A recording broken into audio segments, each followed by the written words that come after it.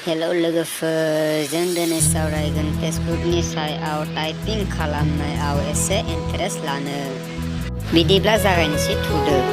दिनैनिफ्राय सानथामसो पस्ट होथ'ला आं लोगोफोर। जुदि सानथामसो पस्ट होथ'लाबा जों मा थैजोबसिगोन नामा?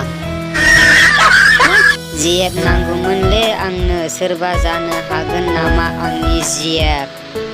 नायफाय नोंनि रावबो जिएफ जानो हानाय नङा, मानोना नोंनाव मोनसे ग्रह नांना दं। बेखौ मन्दिराव थांनानै दानना ला, होमबानो जिएफ मोनगोन।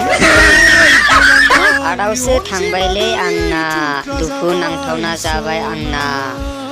नाय, नों थार्दआव थांदों, रंजा। बोरैबा थार्दआव थाङालासिनो फेल जायोमोनब्ला लामा लामा प्लास्टिक खनबाय बायग्रासो जानांगौमोन नोङो।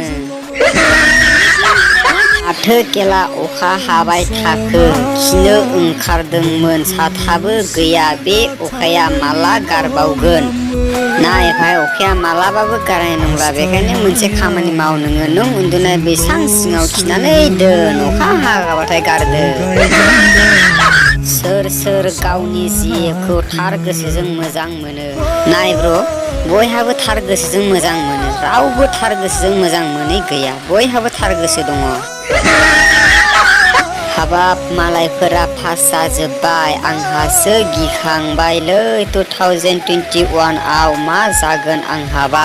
नोङो मोजाङै मोजां पास जागोन, किन्तु मोनसे खामानि मावनांगोन। नोङो मोनायाव सानफ्रोमबो बयफ्रेन्ड एबा गार्लफ्रेन्डजों हराव हरसे रायलायबाय थानांगोन आरो पाबजि गेलेबाय था, अब्लानो फरिखायाव मोजाङै पास जालांगोन नोङो। नों नोंनि जिएफ बिएफखौ माखौ नायना गोसो थोनाय? 1 नाम्बाराव जादों महर, 2 नाम्बाराव जादों आखल आखु, 3 नाम्बाराव जादों थाखा फैसा, 4 नाम्बाराव जादों मेगन, 5 नाम्बाराव जादों मोखां, 6 नाम्बाराव जादों सोलेर, 7 नाम्बाराव जादों खानाय। नोंथांमोना मोनफा मोनफा बासिनानै मोजां मोनदों, नाथाय आङो बेफोरखौ हमदांनो हायाखै। नोंथांमोना माखौ नायनानै गोसो थोनाय आंनोबो कमेन्ट बक्सआव खोन्थाहर। खायफा मानसिफोरा एनिटाइम अनलाइन थायो, नाथाय रावजोंबो चाट खालामा, जेरै आं। आरे आसोल, नोंनावबो ग्रह नांना दं, सुनि ग्रह नांना दं नोंनाव। थाबैनो दाननानै ला। आङो सासे सेंग्राखौ जा फसायबायलै, फाग्लिसो जासिगोन खोमा आं। सानैनो दा बिहाबा जिएफ दंखायो ना मायो मिथिला आं, होनबाथ' ट्राइ खालामगोन।